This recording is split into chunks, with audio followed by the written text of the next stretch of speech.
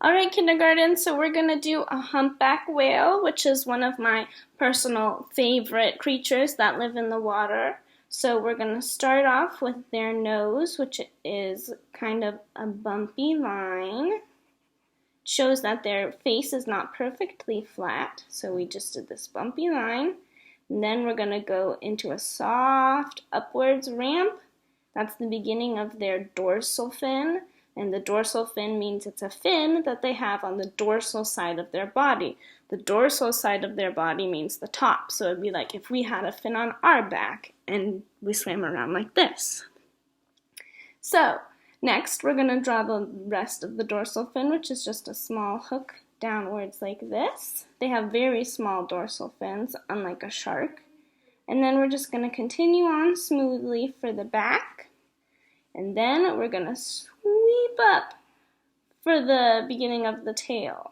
So actually a fun fact about whales is that their tail is called a fluke, and you can recognize different types of whales based on just seeing their tail. And this is important because if you're going out whale watching, it might be hard to see the entire whale's body. You might just see its tail. So then for the first fin, we're going to do a little swoop up like that. It's kind of like a sideways rainbow.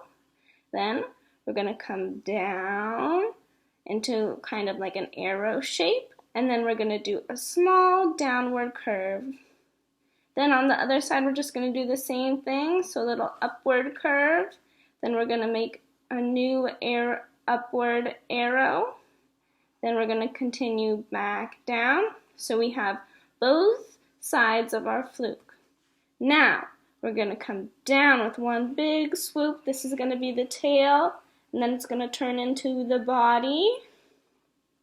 So that was just one long rainbow. We're going to stop here almost at our dorsal fin. Now we're going to draw our pectoral fin. So your pectoral muscles are the muscles you have right here. So our arms are kind of close to them. And on fish and whales, they have these things called pectoral fins, which is basically a fin that is located near their pectoral muscles. So first, we're going to draw a small line down like this. Then we're going to give it a little rounded end. Then we're going to take that and turn it into a wiggly line going up. And then at the end of that wiggly line, we're going to do a small hook inward. So, humpback whales have these wiggly fins that are very large for most whale species, and it helps them to kind of cut through the water because it breaks up the water tension more. And it's one way you can tell the difference between a humpback whale and a blue whale in a picture, because blue whales have smaller, smoother fins. So then, we're going to continue on the other side of our fin and go up, up, up, and reconnect to the tip of the nose. So now we have the outline of our humpback whale. All right, so next we're going to add our back fin. So we're going to do a smaller downward line, then the little hook, and again with our little bumps. It's smaller so you can see that it's further away from how we're looking at it. And you know what? I'm looking over here at our dorsal fin, and I think it should be a little further back. So if you feel like that's the same with yours, you can just fix it. Okay? And see how I didn't erase my original until I knew where my new one was going? That way we can know how we want it to look before we start all over, okay? And it's okay to make mistakes. I just made a mistake, so if we make mistakes, we don't have to freak out. We can just fix them. That's part of being an artist. So now we're gonna do the mouth of our humpback whale. So remember, I said that humpback whales are baleen whales. So they have really big mouths that are full of long bristles that kind of look like toothbrushes. And they use those bristles to filter small creatures out of the water. So we did one long line like this, and then we're going to do a downward sloping line that matches up down here with her fin. Okay, so this part is where the mouth is. And this just shows you where the coloration changes. And then they also have a little part on their belly back here where you can also see that different color of their underbelly. So baleen whales will open their big mouth and then suck in a bunch of water and then push the water back out to filter out small fish or mostly shrimp called krill. They're very, very small. And they have this very interesting texture on the bottom of their mouth and the bottom of their body. It's kind of like wrinkles. And they have it on the bottom of their whole body, so we can draw it back here too. Then they have a little eye that lines up right here.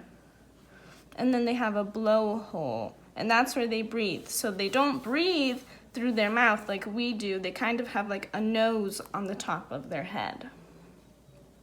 All right, and that's where we have our baleen whale. So we could kind of draw him, our humpback, which is a type of baleen whale, under the water.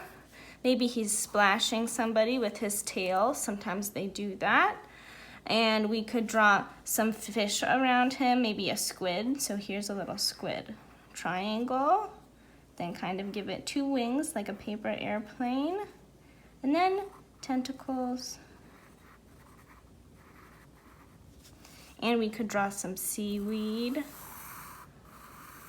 This is like some really long seaweed. Usually whales are not actually that close to the bottom of the ocean. But actually humpback whales sometimes will roll around in the mud to try to get like little crabs and stuff that they get in their mouth, and will sift them out of the mud. And then you could draw maybe a crab, like a little circle, and then just give it 2 big claws like this. And crabs have then 5 legs all together on that side and 5 legs all together on this side. Give him little eyeballs. And what else could we draw? A sea star. So this is how I like to draw a sea star. I do the legs like this. So you can only see 3 of the front legs, but then you can also see the back legs. Maybe there's some rocks. I'll put a rock over here too. And then we can color them in however we want. So humpback whales tend to be kind of a bluish gray color.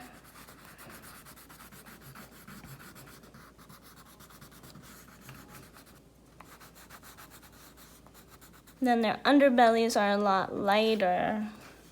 I used my lightest blue, so I'm just gonna use this nice purple. Maybe you want that seaweed to be nice and green.